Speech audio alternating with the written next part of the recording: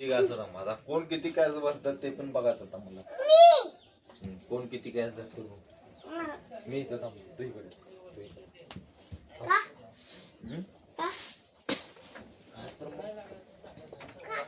आपल्याला कॅश धरायचं, कॅच असं धरायचं. धरतो ना, धरतो ना तू पण धरतो.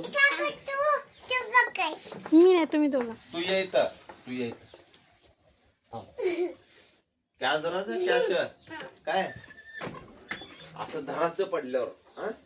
चालू करू, करू का? असं पकडायचं. चालू करतो बघा.